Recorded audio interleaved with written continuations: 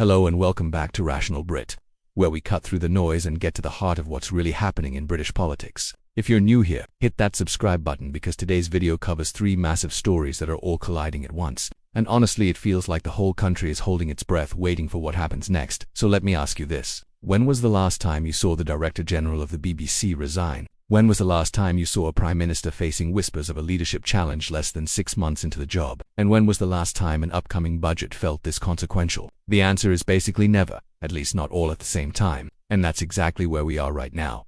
Let's start with the BBC bombshell because this one is wild. Tim Davie, the Director General of the BBC, has resigned. Not retired, not stepped down for personal reasons, resigned. And right alongside him, Deborah Turnus, the head of BBC News, also walked out the door. This is unprecedented. So what happened? Well, it all centers around allegations that footage of a Donald Trump speech was misleadingly edited. The BBC is now preparing an apology and launching an internal review into editorial standards, governance, and audience trust. That's corporate speak for we messed up badly and we need to figure out how this happened. But here's where it gets even more interesting. There's a BBC board member named Robbie Gibb, who has Conservative Party links, and he's being accused of leading internal pressure over alleged bias in the BBC's coverage. Not just Trump, but also Gaza and trans issues. After Turnus resigned, there are now mounting calls for Gibb to step down as well. And just to add fuel to the fire, Trump himself has threatened a $1 billion lawsuit against the BBC. Whether you think the BBC leans left, leans right, or tries to stay neutral, this is a massive crisis for an institution that's supposed to be the gold standard of impartial journalism. The question everyone's asking is, how did editorial processes break down so badly that both the Director General and the head of news felt they had to resign? I want to know what you think. Do you still trust the BBC? Or has this finally broken your confidence in the broadcaster? Let me know in the comments. Now let's talk about the Prime Minister, because Keir Starmer is not having a good week. In fact, he might be having one of the worst weeks any Prime Minister has had this early in their tenure. Starmer is facing what's being described as a number 10 crisis, fueled by internal briefings and rumors of a plot against his leadership. Yes, you heard that right. A plot. Less than 6 months after Labour won a landslide election victory, there are calls to sack his chief of staff, and critics are already saying that Starmer is in office but not in power. That phrase is absolutely brutal. It's what they said about John Major in the 90s when his government was falling apart. It's what they said about Theresa May before she was forced out. And now they're saying it about Keir Starmer, but it's not just internal party drama. Sterling has fallen. Unemployment has hit a 4-year high, and there's new data showing that around 4 million people on out-of-work benefits are now exempt from job-seeking requirements. That's up 1.3 million since the election. Critics are hammering Labour, saying they're failing to tackle welfare dependency while the economy is taxed. Now lifts.enda me and textims, and all of this is happening right before a crucial budget. Labour MPs are reportedly being urged not to destabilize the government, but whispers of a leadership challenge are growing louder. Some insiders say a contest is most likely to happen either after the budget or after the local elections in May, depending on how badly things go. Then there's the drama within Number 10 itself. Reports suggest hostile briefings from Downing Street against Health Secretary Wes Streeting. It got so bad that Ed Miliband, the Energy Secretary, publicly called on Starmer to sack whoever is responsible. Starmer has since apologized to Streeting, but the damage is done. If your own cabinet members are going to war with your inner circle, you've got a serious problem.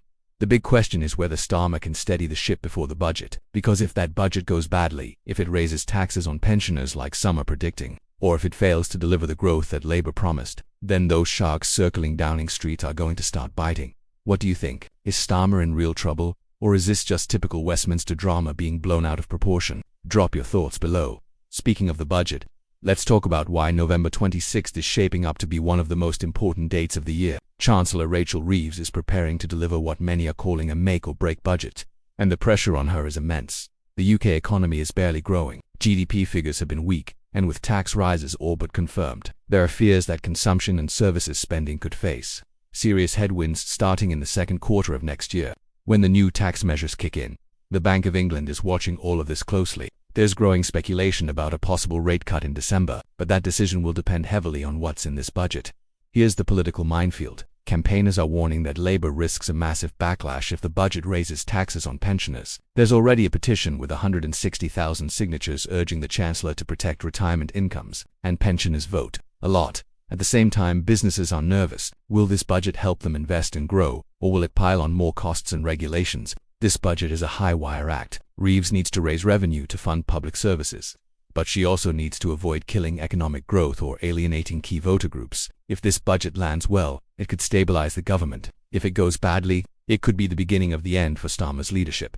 What we're seeing right now is a perfect storm of institutional crisis, political instability, and economic uncertainty. The BBC, one of the most important media institutions in the world, is in turmoil. The government, which was supposed to bring stability after years of conservative chaos, is looking increasingly shaky, and the economy desperately needs a boost right as we're about to face a budget that could either help or hurt.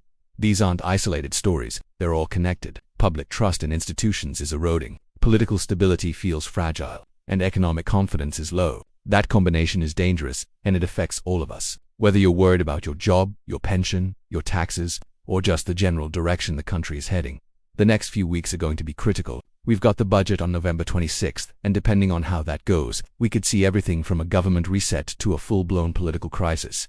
I want to hear from you. What's the biggest story here in your opinion? Are you more worried about the BBC, the government, or the economy? Let me know in the comments, and let's have a proper discussion. If you found this video helpful, hit that like button. It really does help the channel grow. And if you're not already subscribed, what are you waiting for? We're going to be covering all of this as it develops. And trust me, you don't want to miss what happens next. Thanks for watching, and I'll see you in the next one.